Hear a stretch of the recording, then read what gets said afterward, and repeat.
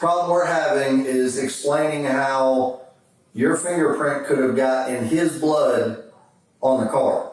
And I'm trying to explain to you that's virtually... Nobody else has your fingerprints except you. And I'm trying to tell you that's virtually impossible for my fingerprint to be in some blood into that car. Okay, well, we have your fingerprint in the car, so how can we explain it? Let me see the fingerprint. This is Donald Holmes II. In 1998, Florida cab driver Stephen Davis is shot. He gets out of his cab, but before anyone can help him, he collapses and dies.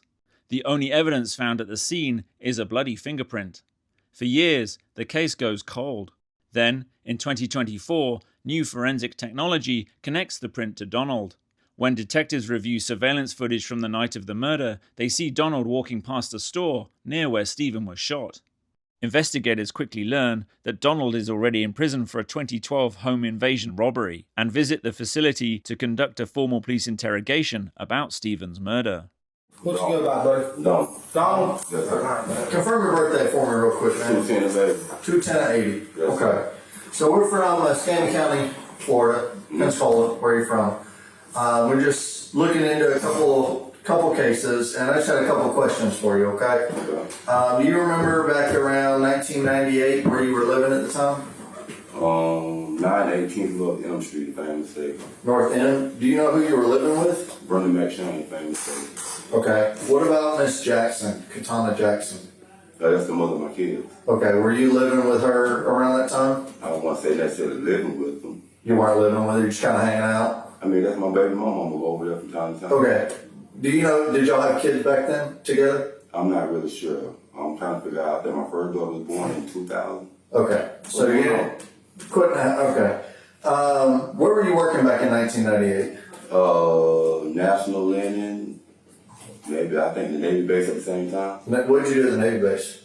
I was a cook at the bridge and working the scuttling. Okay. Can I ask a question? Yeah. I'm asking a lot of questions. What's going on? Yeah, we're gonna. Yeah, go ahead and reading, and then we'll answer your We'll question. read you these. Obviously, you're not free to go because you're in prison, right? So we just have to read you these. Not meaning you're being charged at the moment, anything like that. Just because you're not free to leave, we have to read you your rights. At the moment, what's going on? I'm just saying, you're not under arrest. You're in prison, but you're not under arrest. So we have to read these to you, okay? Yes, sir. Yep. Donald is read his Miranda rights. You want to talk to us? I don't even know what's going on. Saying talk to you. Okay, well, and you understand that you can stop talking at any time. That's the main point. Yeah, we just want to do that. Just because you say you want to talk to us now doesn't mean in 5 minutes you can say I don't want to talk anymore, right? But my thing is, when I first came into the office, I wish you would have asked me this question before I even asked any question. Well, I don't even know what's going on. We haven't asked you questions about the case yet. What is the case? That's why we read you this before we started in on the questions of the Just case. making small talk. Those were just getting a couple little. That's audio and video recorded camera right there. Okay. Okay. Audio and video, and all this other stuff. Yeah, just to make sure, you can't say that we roughed you up. We can't say you put your hands on us, anything like that. Just for everybody being protected, all right. Do I have a right to feel nervous like I'm? Hell yeah. Because I'm like, I don't understand what's going on to make me feel kind of crazy. There's a procedure, obviously we got to go through with all this stuff, okay? You're going to get your answers here during this interview. But we got to go through some of this stuff before Procedural stuff. Before we get into that. You understand that? Yeah. So, yes, I absolutely understand being nervous, okay? Even if nothing's going on, you're sitting... I've never been in your shoes. I've never been, shackled, in an interview room. Not even an interview room. This is basically a broom closet, with 2 investigators talking to you. So absolutely you have a right to be nervous, all right, man? So what Sergeant Rasmussen was asking you, so back around 1998, okay, there was a crime that was committed in Escambia County. Okay, your name has been brought up in that. So we want you to be able to clear any kind of, accusations or doubts or anything like that. Wow. So that's why he's asking you where you work, he's trying to make up an alibi for you.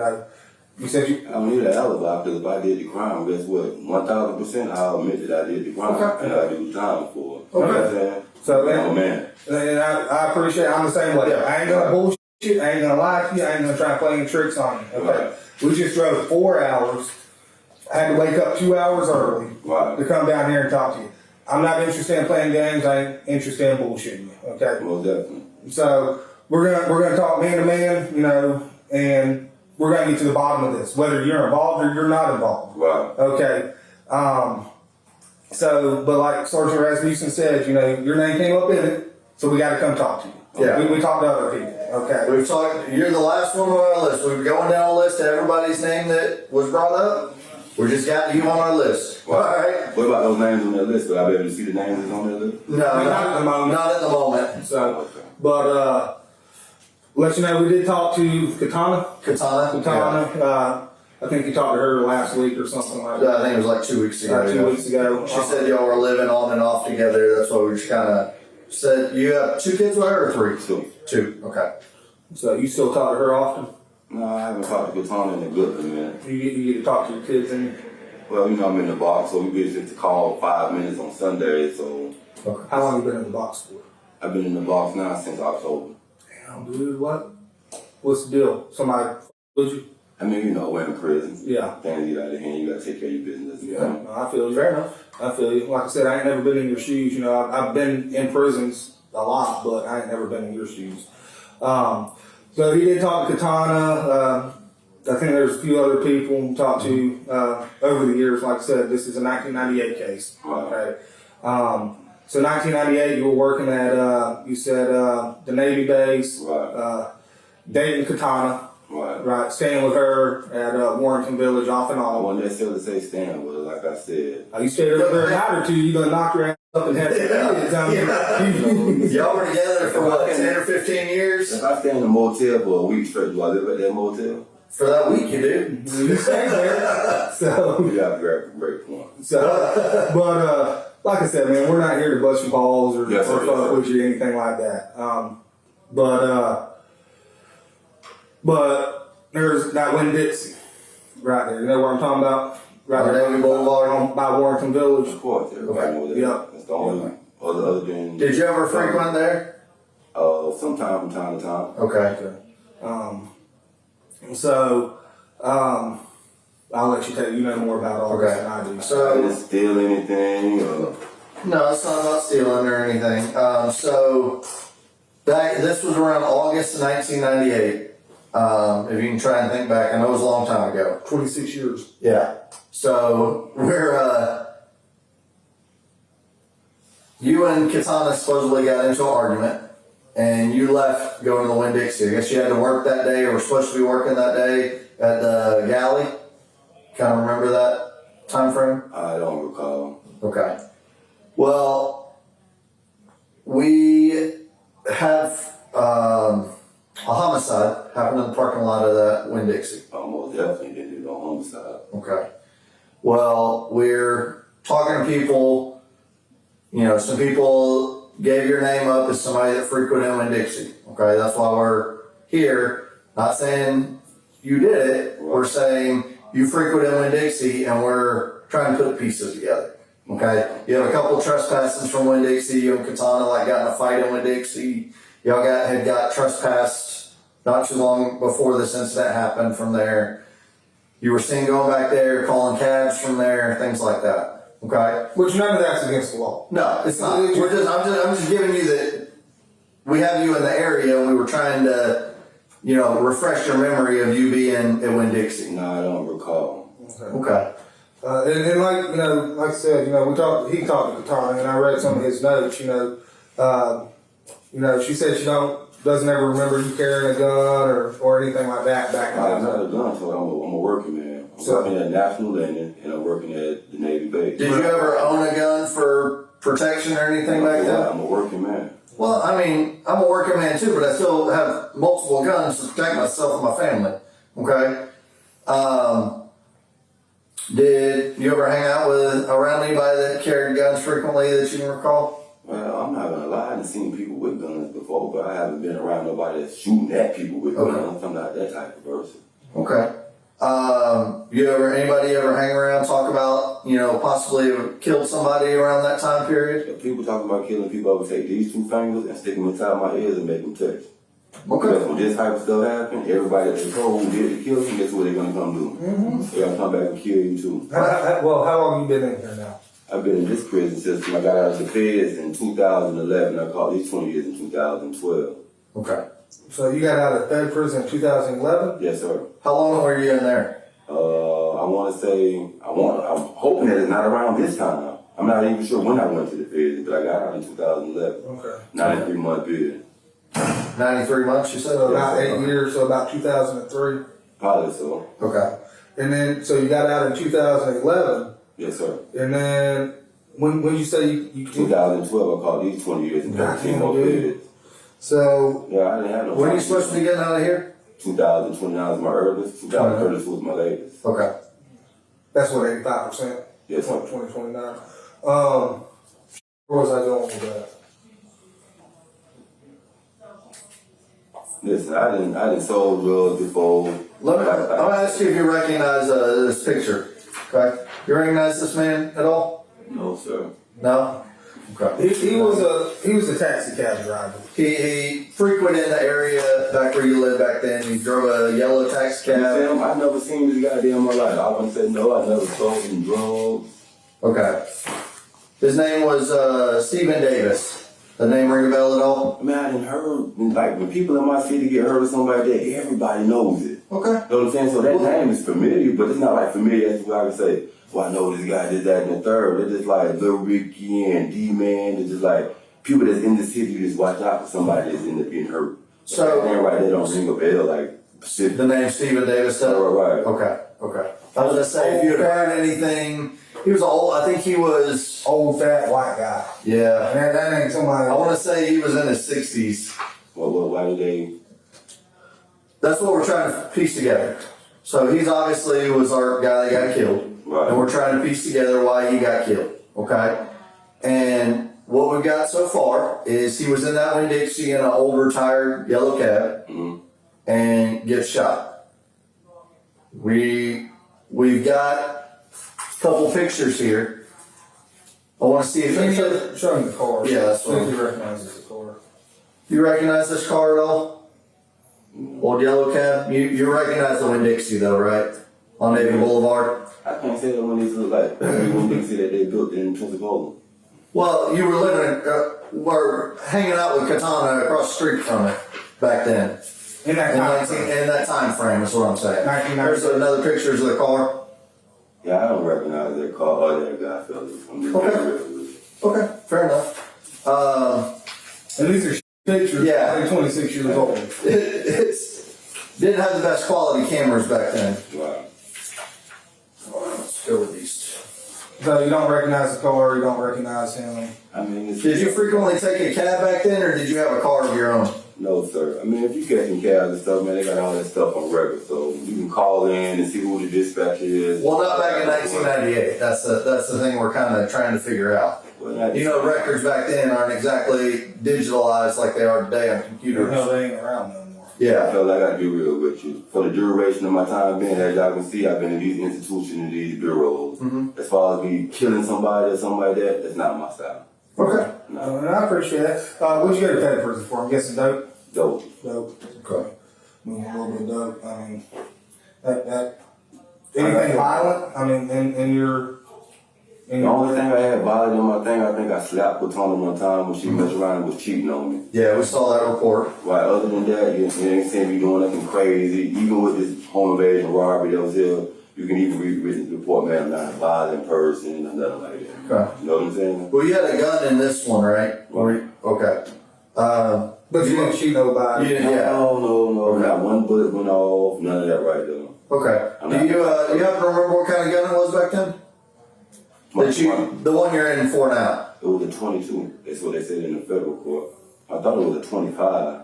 Okay. Was it like a revolver or like a semi-auto? It had like a little stick thing that you put in the bottom of it. Okay. Had a magazine on the bottom? Right. Okay. I remember the guy, the FDLE, taking it out in the courtroom, showing that it was operational.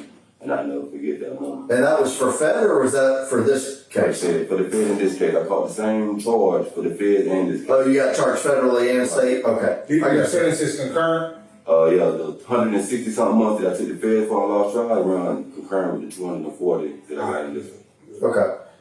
So I'm going to show you two more pictures. Want to see if this rings a bell at all. Okay. Either one of these ring a bell? This is Mr. Davis. No, sir. No? Did they beat him up? No. He got shot multiple times. In the back. No, sir. Didn't even have enough to face the man when they shot him. Shot him right through the back. So, now, I mean, obviously you ain't seen that, but you want Yeah. Well, what I'm getting at is, were you at that when Did see that? And just let me finish, because I know what you're going to say no. But were you at that when Did see that morning waiting on a cab or something and saw this happen? You run out there to help the guy or anything? Listen, if something like that ever happen, man, I'm an accessory to whatever going on. It'd be by right, by law, to let somebody know what's going on. So I ain't no. So you never saw him get shot or saw any of that go down? Not that I know of, not ever recall, sir. Just being honest with you. Okay. I don't recall nobody being shot. Okay. So, Let me ask you this real quick. Have you ever seen anybody get shot? I ain't going to ask you specifics. Have you ever seen somebody that's been shot? Of course. Okay. But that was like back in the days, like your younger days and all that, or TV. TV? Well, I'm talking about in person. We're talking about in person. No. So you ain't never seen anybody get shot in person? No. You ever tried to help anybody that's been shot? No. Okay. Real quick, I just thought of something. Back around 1998, you went out of town. Katana said you went somewhere. She didn't know where. Do you remember? It said you were gone for about a month. Do you remember where you could have went around that time? It would have been around Christmas of 98 or January of 99. No. Bus records should be able to tell you that. Airplane records should be able to tell you that. Well, not if you drove or rode with somebody. You know what I'm saying? No. Do you know anybody that lives, like Virginia or North Carolina, South Carolina, anywhere up there? I'm pretty sure y'all fellas know that I went federal in Virginia. But I don't think I ever. Actually, I didn't know that was in I don't know. Virginia. I knew you got arrested for some dope. I didn't know that was the federal case. Like it was in Virginia. Okay. When do you think you went to Virginia around that time? Do you remember? I don't think it was around that time. It wasn't around that time? If I don't recall it, I just know for a fact that I have never been that far out of town in like 98 or something like that. Okay. I'm working two jobs, like I said. How can I go out of town when I'm working two jobs? I got you. Donna, what year were you born in? I was born in 1980. Okay. So you would have been like 18 Yes, sir. at this time. Okay. So, is there anybody you can remember you were hanging out with around that time other than working and hanging out with Katana? Like I said, I'm going to National Landing, man. I have to be there like 8 o'clock. What? When I get off, I go to NATTC, Building 39, something before 8 o'clock. When I get off from there, man, I don't got time to do nothing else. What is National Limit? I don't know what National Limit is. It's a place where they wash clothes and stuff. Yeah. Okay. Okay. You said you didn't have a car of any kind. Let's see. Did you have any relatives that lived over near Marino Courts back then? My father. Your father? Yes, Was I don't know if he stayed back there in 98, but I know my father stayed in Marino Court once I did get in contact with him. okay. You didn't remember when you got in contact with him? I'm not really sure, fellas. Were you like an adult or like a teenager? I don't recall. I'll be lying to you if I was to try to get No, I appreciate it. You ever keep in contact with his wife? Can't remember her name. She lived with him back in Marino Courts. I don't know who his wife was at that time. But Okay. Okay. Did you have any other family members that lived around that area other than your father that you can remember? not that I recall. Okay. Not that I could think of at this moment. Okay. Let me ask you a name. Let me know if you recognize the name. Marshall Pritchett. You remember that name? Marshall Pritchett. Mm-hmm. You got arrested with him on a burglary by Pensacola Police Department. A couple years, I guess it was around 95 or 96. Still in a bicycle out of the garage? Yeah. Oh, Mark just tumbled on me. No, it wasn't Marshall, but you and Marshall kind of looked similar back then. So his name was brought up and your name was brought up as far as facial features. Oh. So we talked to Marshall and got his side. When was the last time you think you'd talked to Marshall? I haven't talked to Marshall since that day that occurred. Since the day of what? Since, way back then, since I moved, I haven't talked to Marshall in a million years. Okay. You think he told on you about stealing the bicycle? Is that what you're talking about? I know he did. Oh. Well, you already got arrested on a bicycle. I don't know if he did or not. Yeah. As soon as he said Marshall, you he told on me. Yeah. I mean, forget the first person in life that told on you, man. It's supposed to be your friend, you know what I'm saying? Yeah. How long were y'all friends? Well, we stayed together in the same neighborhood. You did? So we growed up together. I got you. He tricked me to go do something, and then next thing you know, the police come. And it's to come to the fact that you happen to be stealing a bike when you told me that you just needed me to help you get a ride. I remember that plain as day. That was in my What neighborhood you grew up in? No, that was on Young Street on the Avenue. Avenues. Over in the city. Okay. Think. Other than being in the box, how they treating you in here? It's prison, man. Yeah. Yeah, it's prison. You at least eat good? No, not at No? all. Not at all. How much longer you got in the box? I'm finna go to CM, so I'll probably be in the box until probably March. January, February, March, April. Probably April sometime. I got you. So, let me ask you one more question.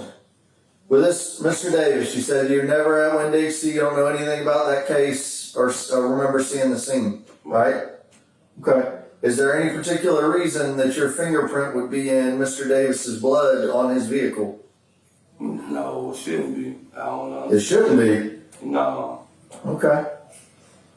Well, there's no other thing. It's not ringing a bell that scene happening or anything like that. No, especially what you're saying, my fingerprint being on this guy, being in this guy's blood. That's a lot. Okay. Well, I can tell you it's not a lie. Yeah. And here's the thing. I don't know anything. I'm going to be blunt and honest with you from the get-go, okay? Maybe not from here. All right. Sergeant Rasmussen is assigned to the cold case unit, okay, the Escambia County Sheriff's Office. I'm assigned to the homicide unit, okay? This is a case they've been working, well, obviously since 1998, okay? Maybe not him particularly because he'd have been about 8 years old back then, Right. and I'd have been like 16. But, I don't know much about this case. I don't know the ins and outs, the details, any of that. I didn't know about this case until like a week ago when they came to me and was like, hey, can you go with him to go talk to this guy? I was like, yeah, sure, no problem. So I read all the notes, I've looked at the pictures and all that. Right. And, obviously it's not my case. I didn't start working this case. Generally, when I get called, there's a body laying in the street or something, I go out there and I work it from the beginning. So I can tell you I'm that trying to put a body on me, man. we're trying to figure out what's going on. We're trying to, you gotta remember, I took over this case in early December. He got into it last week. Right. There's been 25 other investigators that have gone through this case file, and we're trying to look at it from our side of it and go through all the steps. And your name has been in this file, but nobody's ever talked to you. So that's why we're here talking to you, trying to get your side of what could have happened or to explain any of this. I don't understand what's going on. Never seen this guy, heard this guy. Okay. I was saying that my fingerprint is in this guy's blood. Specifically your pinky print. No, that's a bald face. Well, it's not. We have it a match to your fingerprints. It's not a lie. I'm not saying there's not some other reason that it's there. That's why I asked you if you've ever seen the cab, if you've ever seen this guy, any of that. Right. I'm not trying to put a body on him. I'm not trying to accuse you of doing nothing, anything like that. I'm trying to find a reason that your pinky print is there. Okay. I can't recall or give you a reason if you're saying that my fingerprint is in it, but I'm telling you straight up now, my fingerprint should be nowhere near a cab, man, driver, blood, nothing like that. And that's why I asked you, did you go and help? Did you maybe you see this happen and you went to help? And that's I don't recall any of that right there occurring or happening. Okay. Well, that's like I said. you'd never been interviewed, so we wanted to come down and let you give your side or try to explain some of the things we're finding from your own words instead of, this person said this or this person said this. We're going to come to you and give you the opportunity to give your side of the story. Right. Okay? Whatever that may be. And to explain some of this stuff. Yeah. Away, the floor is yours. This is for you to say whatever you need to or whatever you want to. At this point, we don't know. All we can say is there's a dead body and your pinky print. That doesn't mean your pinky print's left then. It might have been left before. So. But it's his blood. That was serious. 100%. Yeah. And like I told you, from the beginning, I ain't gonna bullshit. I ain't gonna lie to you, and I haven't. Nor will I. Because that's not how I do business. Because I'm gonna tell you this.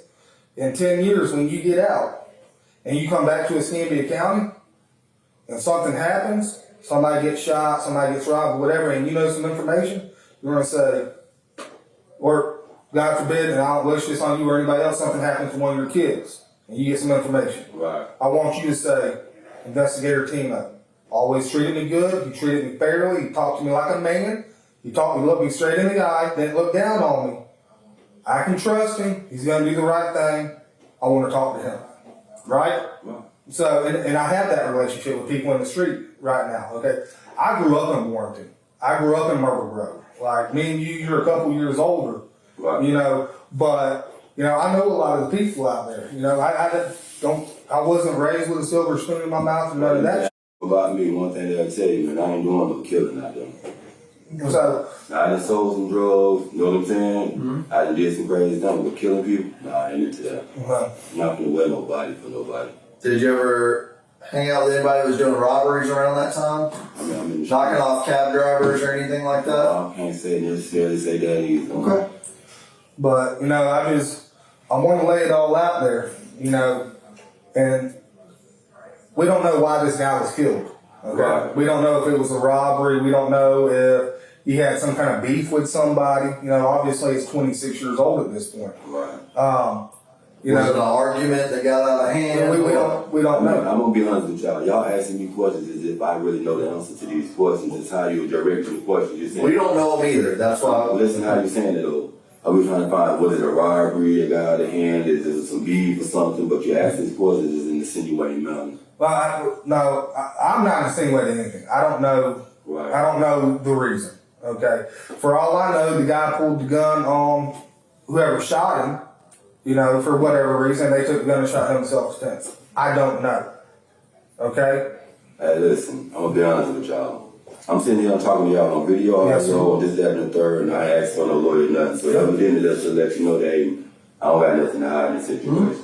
But at the same time, I don't want to mess around and continue to talk to y'all, and then the story gets spent around or something, and not be in a position, God forgive me for cussing, you know what I'm saying, about something that I know nothing about. Like I said, I used to be with Katana back in those days, and me and Katana haven't been together forever. Okay. You know what I'm saying? Things that happened back in 98 with this guy or whatever, I can't recall. I'm being honest with you, 1,000%. Okay. So I don't want to mess around and put myself in a position where I'm looking at the goddamn body after doing 20 years. I respect You know what I'm that. saying? And I'm not trying to do no life sentence behind nobody behind. I don't know what's going on. Okay. God forgive me for cussing. I understand. Yeah, and I respect that. Okay. Wow. It, I'm just trying to be helpful as I possibly can. Yeah. But as far as me telling on somebody who probably could I did that, it's out too. I'm not telling on nobody. Well, and I respect that and understand it. My family's from Montclair, Mayfair too. Trust me, I grew up around there the same. Problem we're having is explaining how your fingerprint could have got in his blood on the car. And I'm trying to explain to you that's virtually... Nobody else has your fingerprints except you. And I'm trying to tell you that's virtually impossible for my fingerprint to be in some blood into that car. Okay, well, we have your fingerprint in the car, so how can we explain it? Let me see the fingerprint. Well, I don't have the fingerprint with me. It's in evidence, obviously. Well, But it's been run through FDLE and through the FBI database, and it is matched to your fingerprint. Well, I'm gonna say this right, fellas. I don't know what y'all talking about as it relates to this right here. I'm not trying to be crass or be a little bit thick about it. But y'all talking about a man being murdered. I'm not a murderer. I'm a child of God. You know what I'm saying? At this time being, I just want to know Like, where do this go from here? If you're gonna charge me with it, charge me with it, we just have to do the procedure. But I didn't kill nobody, I ain't no murderer. I'm in prison for a strong arm robbery, whatever they charge me with. And if I did anything wrong, guess what? I can tell you, hey man, I did that. What it is, strike it up, help me out. You're not under arrest. Yeah. I gotta tell you something because You're not under, like, we're trying to figure out what's going on. You know? I'm telling you 1,000 times, I don't know what's going on as it relates to that situation. Okay. You know what I'm saying? Yes. Just being real with you. Yeah, okay. 1,000 times it occurred in my city, and I probably know about a million things. But that one right there, I can't give you the technicality details on that. Okay. Let me ask you, had you ever heard about it? Did you see it on the news or anything Like back I said, I then? stay in Florida, in Pensacola. Anytime something like that occurred here, but I'm in prison again about things that's happening right now to this day. You know what I'm saying? My son got killed in 2021. So, you know, I think about that time. What was Pensacola? The mayor's Nicholson. Where was that at? The high speed, they were speeding the legit. Was that the one on, I think it was on Michigan Avenue? Yeah, one through the buildings. Yeah. I'm sorry to hear that. So I think, I don't know if you got an update on that case or anything, and I don't have an update on it, but I know that was supposed to go to court not too long ago, right? Yeah, just thinking about it all just upset me with seeing what that guy going through and what my son done went through. It's only been 24 months and it just happened just December the 3rd. Yeah. So it's like when y'all talking about that type of stuff, not towards y'all, it just making me think about my failure. Get your emotions Right, going. they get me as a failure of a father or a crown on my head because guess what? I wasn't there to be able to drive from point A to point B, whatever, when not. You know, and I just don't hate to think like that at this time. Yeah. Well, you know, how old was he? He was like 20, 21. 21, you know, I mean, I think back when I was 21 and you know, my parents, there ain't nothing they could have done to help me, and trust me, I got in plenty of damn trouble. The only difference between me and you got called, I didn't, you know, and that's being honest with you. So, you know, it's not a failure on the father, as a father on your part, and because at 21 years old, I see these kids all the time that mama and daddy are there, you know, they're taking them to wherever they need to go, do all that stuff. No disrespect, I don't mean to cut you off, and it ain't about being counseling. You know, I look at it as a crown of failure on my head as a father because had I been at home, 10 times out of 10, if you needed to ride to the house, he would call me. Yeah. And I feel like, you know what, he wouldn't have thought to get in the car with those guys if they were drinking or doing drugs, whatever they called them, driving at a high rate of speed. Yeah. So, you know, that's kind of going through my mind. I see all this right here. Y'all talking about cars. My son got killed in the car. Yeah. You know what I'm saying? A dead body right here with a guy that's, and it's an old man that did. You know what I'm saying? So that kind of bothers me. And then at the same time, y'all saying that my fingerprints is in there, and that kind of bothers me as well. So it's like, let me put the details together. Y'all tell me what's going on. Would you be willing to take a polygraph test, a lie detector test on this? Yes, sir. Okay. Okay. I appreciate it. So, I don't have any more questions. I No, I was think- talking about you. Do you have any questions for us? Anything you want us I mean, to? you know, if y'all got any follow-ups, anything, I'm more than happy to ask. You know, I don't need no lawyer or anything like that because in my spirit and my heart, I know I'm innocent. You know what I'm saying? I thought y'all was going to come here and say some other stuff, like another drug case or something. No, I don't give two shits about drugs. I'm Yeah. looking at the skin account like, oh man, they didn't call me for closed indictment on some drugs I done selling. I said, oh Jesus, y'all talking about this. You don't have any additional charges. You No. don't have no warrants. You don't have none of that. We are just here to talk to you. Right. Like I said, This guy. I picked up a binder of stuff and I sat there for 2 weeks looking over everything, Right. and I realized Katana had never been interviewed and you had never been interviewed. And when you want to ask yourself, why is that? I don't know. It's been 26 years they got I've done 12 years on patrol. I just moved to this unit and started working these cases. Right. It's a fresh set of eyes. Right. That's why they swap it so often. So, you know, he's been an investigator for 8 years. He gets in a routine of doing something. Somebody new comes in and looks at it that doesn't know about how he does his job. Right. And so I look at things from a different angle. And that's kind of how this is. And I realize, like I said, you'd never been interviewed. She'd never been interviewed. So I'm going to talk to both of you about it. Boss you, busting your balls, and man. No. That's all. I'm just explaining why you're getting interviewed now on this case. I was just explaining to y'all as to why the emotion changed. And Yeah, no, it is. No, I understand. It's an emotional thing. Right. So, But you don't have any questions for us. I mean, if you got any questions for me, let me know. You can leave me a card or something like that. I appreciate it. Well, We'll give it to him so he can give it your stuff when you get out of the box. I don't know the process. You know, we don't work in prisons or anything like that. They come to museum. And what you right, what I was talking to about on the back of that, so when I talk to my family, I want them to be able to give them some insight and y'all names and stuff. Yeah. And, you know, when we get back to the office today, he'll probably keep looking into the case because it's COVID. I'm not. I got enough active homicides that. Yeah, I've heard a lot of killing going on in this country. About 30 a year now.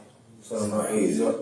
Back in, you know, hell, even in 2011, 2012, you know, we were only having 12 or 13 a year. Now we're having 30. So we're at, since January 1st, we've had 4 homicides, plus I worked a home invasion where 4 people were shot.